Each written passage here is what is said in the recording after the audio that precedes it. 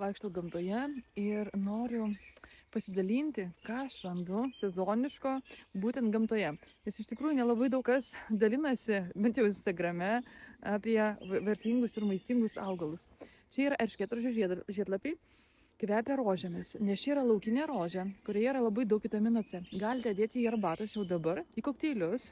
Taip pat galite daryti giras, įdėti įvairiausią maistą, kad ir košę. Taip pat galite džiovinti. Ir pagalvojau, kad o kodėl nepradėti man dalintis čia sezoniniais tokiais atradimais, ką aš iš tikrųjų pati randu ir domiuosi, nes esu pati augalinės mitybos žinovė, ekspertė. Esu parašiusi 6 spausdintinas knygas apie augalinę antiuždegiminę mitybą. Esu ir žolininkė, ir medikė.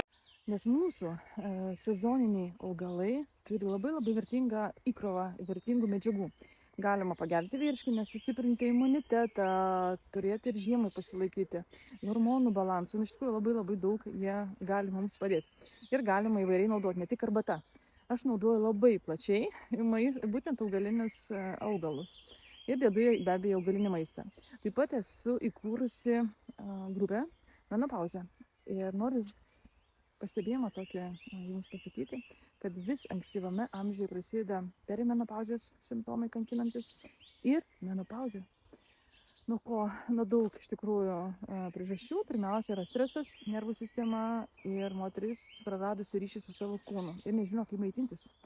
Tai iš tikrųjų tokie yra pastebėjimai ir ką aš padariau žinodama šią problemą.